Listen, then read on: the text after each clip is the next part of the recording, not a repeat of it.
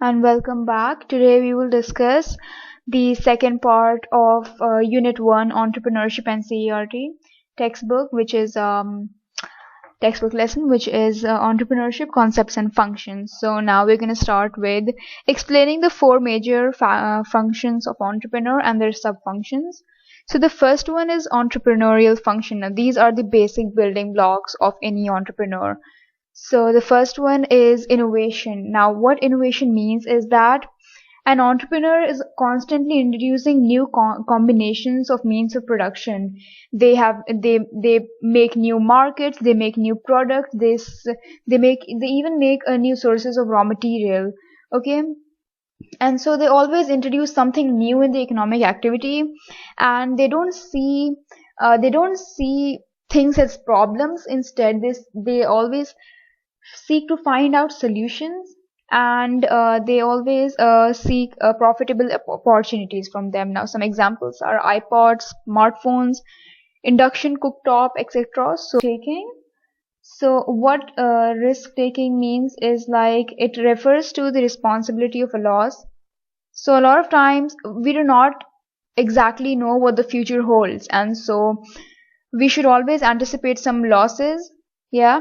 So basically, an entrepreneur always tries to reduce the risk that may come in the future, especially in his or her plan of investment, diversification of product, and expansion of the enterprise. So basically, entrepreneurs are always very confident and highly optimistic people. Okay, and there a lot of them are very big risk takers also, and it's sometimes risk taking that actually leads to success. They're always involved in new innovations. So the thing with new innovations is that you have to take risks when you're introducing something new. So now here we have a case study. So, and it is an incident from Dhirubhai's life. His son Mukesh, he's saying that when Dhirubhai was flown to Jamnagar, he was shown a piece of barren land, and he was asking, why is this land not being put into a profitable use? And the officials informed him that the land was not fertile, but instead Dhirubhai suggested planting crops here. And so what was done is that after a few years, the entire land of 2,000 acres had been converted green, and 6,000 tons of Alfonso mango was harvested from there.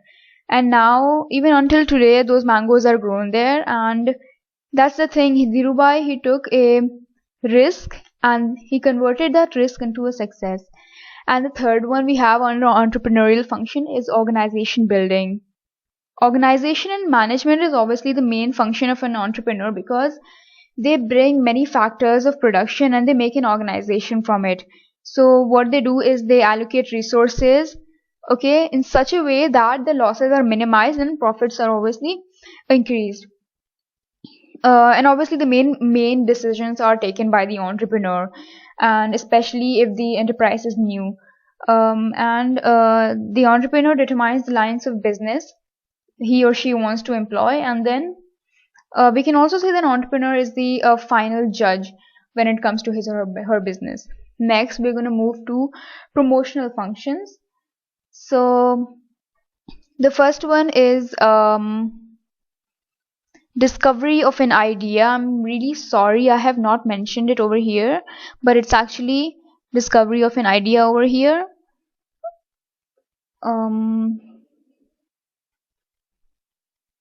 Or it should be discovery of an idea. I'm really sorry for this. Okay, so the first one is discovery of an idea. So the entrepreneur visualizes that there are many types of businesses that can be run profitably. So the idea can be, for example, employ new natural resources, make a more profitable venture, or maybe continue with an existing line of business. So an entrepreneur always develops the idea with experts in the field, and then he or she goes ahead with his plan. Let us take. Okay, now we will discuss the story of Karsan Bhai Patel, who is the creator of Nirma washing powder. He used to work as a factory chemist in Gujarat Mineral Development Corporation, but in his kitchen he started making washing powder especially for rural women in Gujarat. and then soon his enterprise started growing. And if you see his effort is a very social based effort, because he wanted to help the poorer section of the society now. And today, if you see, Nirma is one of the world's biggest detergent powder manufacturer. In fact, it sells almost 8 lakh tons annually. It also holds 40% of the Indian market, and it has a turnover of more than 2,500 crores. Next, we have a detailed investigation. This one, the second point. So what a detailed investigation is, basically the entrepreneur will estimate many things. The types of goods he or she wants to order, arrange finances. First of all, he or she has to determine the total demand for the product, and then availability of power, availability of labor, raw materials, machinery. And so if it's a new line of business, obviously there is more risk involved, and so the product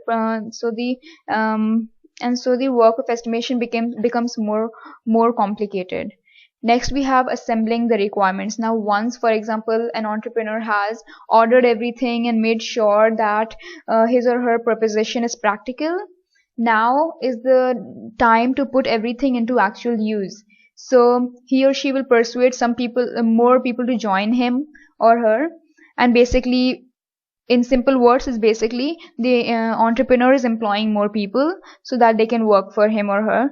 And the entrepreneur will select the factory site, decide about the plant, machinery, and they will also contract suppliers of raw materials and etc. And the last one is under promotional function. The last point is financing the proposition. So entrepreneur decides the capital structure of an enterprise. So first, all the finances are estimated, and then you will figure out where all this money is going to come from. So sometimes a lot of people, they take loans. They start with loans, and then later they pay it back once they start making profit. Or they Other sources of funds are debenture and shares. So if you see, Infosys, which is India's leading IT company, it started in 1981 by Narayana Murthy.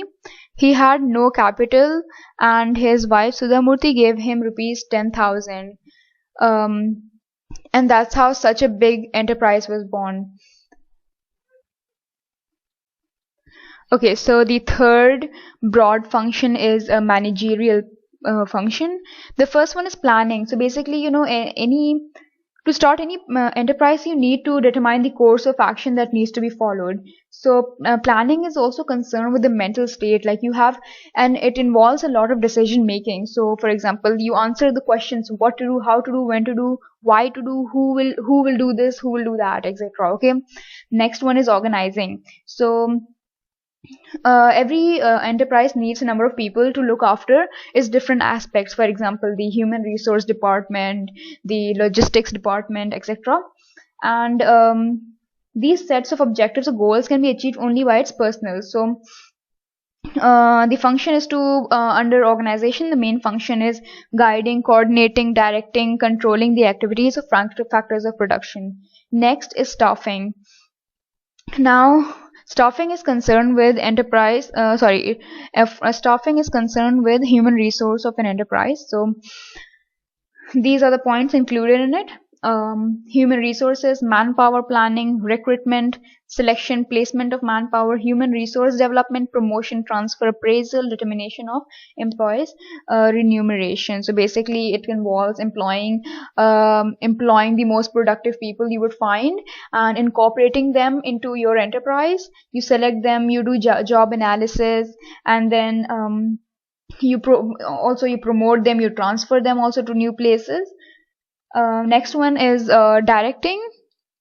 So basically, directing is concerned with carrying out the desired plans. So it initiates organized and planned action, and it also ensures effective performance by subordinates towards the accomplishment of group activities.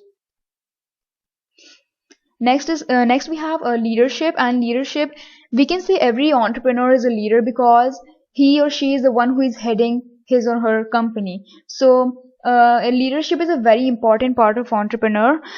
So basically, a leader imaginatively directs or guides, influences the work of others, and they choose specific goals and they mediate between individuals and organizations so that everyone is getting maximum satisfaction.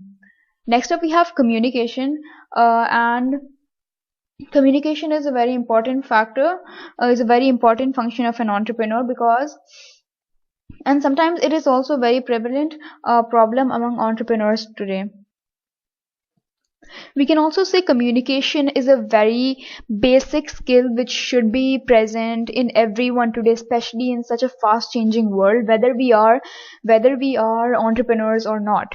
In fact, it has been established through studies that entrepreneurs spend 75 to 90% of the time communicating, and so their exchange of ideas is taking place, feelings, emotions, knowledge, information between two or more persons.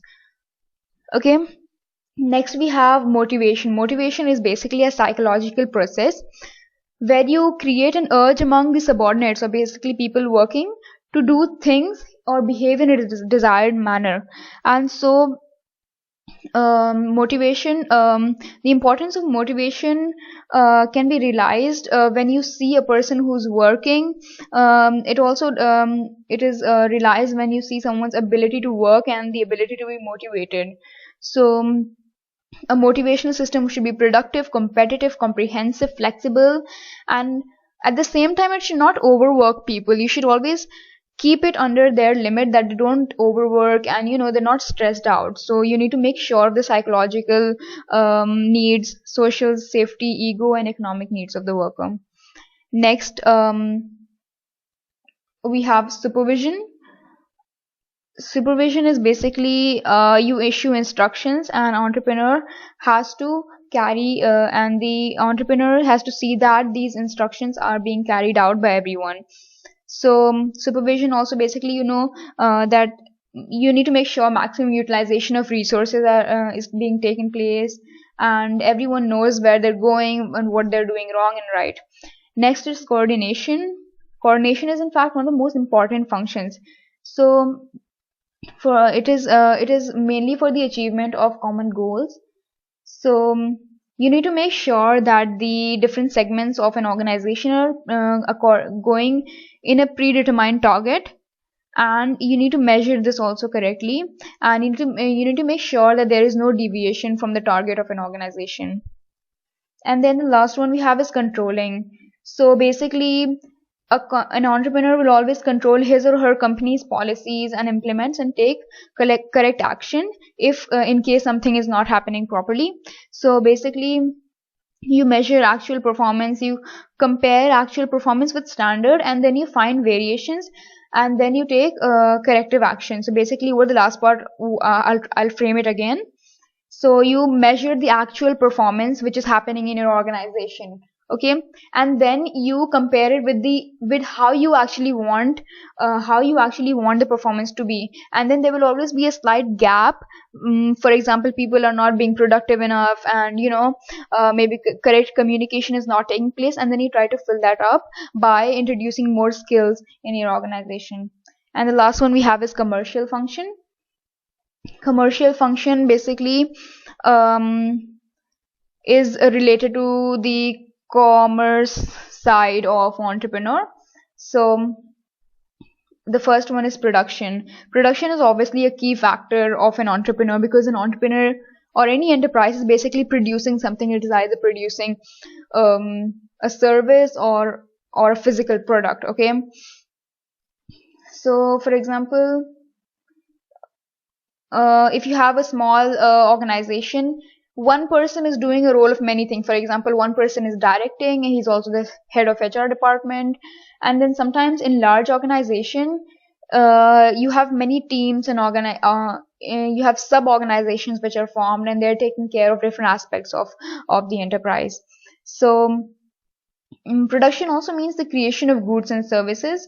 So it consists of manufacturing, ancillary, and advisory activities. Next is finance. And finance is actually the most aspect in all enterprises, because you need to make sure you have enough money to run your business. So basically, After all, it is one of the main focus of business activities. You need to make sure that you have enough resources and enough money to keep your business going. So um, and it is the duty of the entrepreneur to make sure enough finances are there, and manage these finances appropriately and arrange them when and where they're required. Next is marketing. Marketing is basically like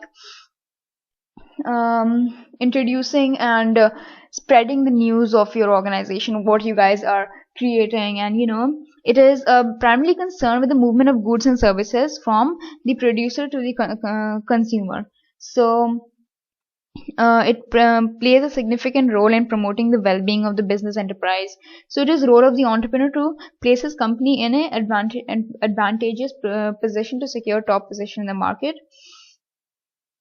And then you have personnel. So obviously this function is concerned with the employment, development, and compensation of personnel. So you make sure that you're providing working conditions, you're having welfare measures to maintain a good workforce, a good labor. Okay. And then the last one which we have is accounting. So accounting is basically a systematic record of entrepreneurial transactions of enterprise. I'm pretty sure a lot of you are learning accounting, and if you're not, no problem. But this is the basic definition. Um, so basically, an entrepreneur is always looking at all the transaction. Basically, it means that you're having a record of from where the money is coming from, who the money is, who is investing the money, where the money is going, etc. Okay, and it is so that the organization is aware of his or her financial position.